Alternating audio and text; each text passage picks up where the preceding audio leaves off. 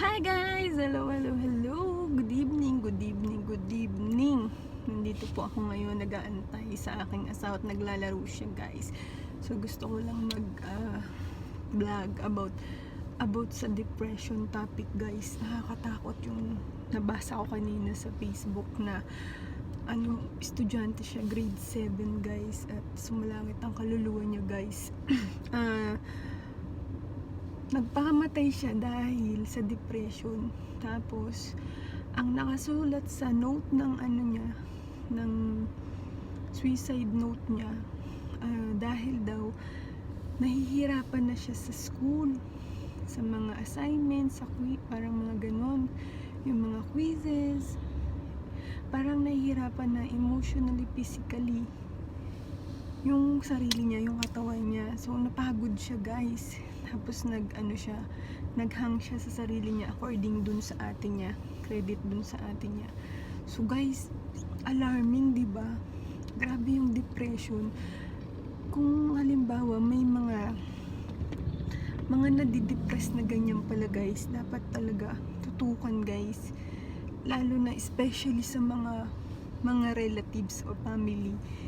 Kung nararamdaman nyo yung taong may ganun guys, kailangan tutukan. Kasi iba, hindi nila makontrol yung yung isip nila guys. So nakakatakot guys, diba? Kasi yung tayong normal na nakakapag-isip kung ano yung tama, kung ano yung, kumbaga, ang pag-iisip ng pagpapakamatay ay isang kasalanan na guys. So yung what more pa yung hindi mo makontrol yung isip mo, na kinakalaban ng isip mo yung sarili mo. Ang hirap ng ganun guys, no? Hindi natin sila pwedeng i-judge talaga kung ano yung naiisip nila, bakit nandun sila sa parting nagpapatiwakal guys.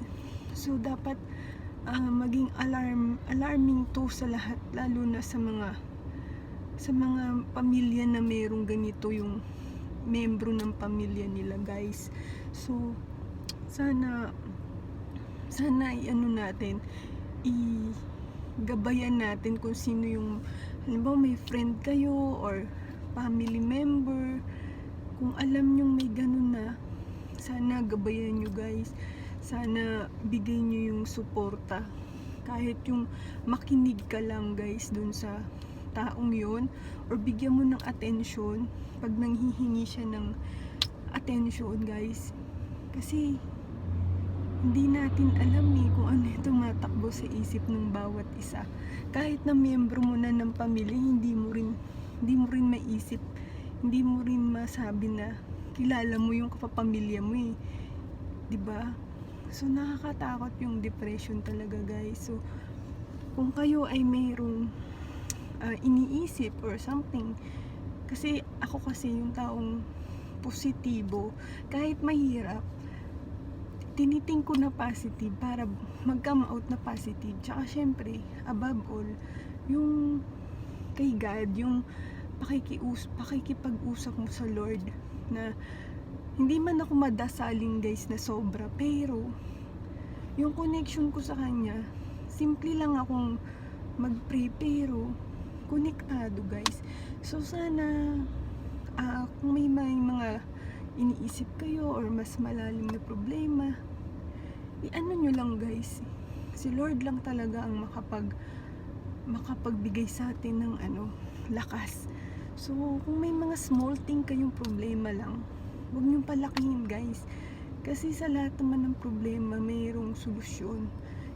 Totoo yan guys, kasi ako dami ko dinaan ng pagsubok, pero nalampasan namin guys, at binigay ng Lord ng sobra-sobra pa dun sa pinagdaanan namin. As in, nagdaan kami sa zero hanggang makabangon ulit kami.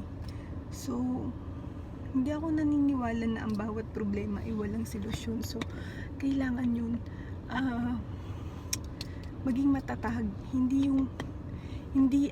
sagot yung tatakasan mo yung problema mo. Tapos lalo na kung simple lang. So kailangan talaga tibay ng loob, positibong pananaw, at makakayanan lahat, makakayanan. So ang payo ko sa inyo guys, kung may dumadaan man sa lubak-lubak na buhay ng buhay nyo, lilipas din yan ang tatandaan nyo, lilipas din yan. At laging may bagong umaga, laging may pag-asa. So dasal lang, dasal. At sana spread natin yung yung sa depression na yan. Sana wala nang buhay na nasasayang, kasi bigayan ng Lord. Siya lang ang pwedeng kumuha. So yun lang guys, na-alarm lang ako dun sa mga nakikita ko laging may nagpapatiwakal. Napaka-alarming. So yun guys, yun lang yung gusto kong ibahagi ngayon. Stay positive, spread love and peace. Thank you guys.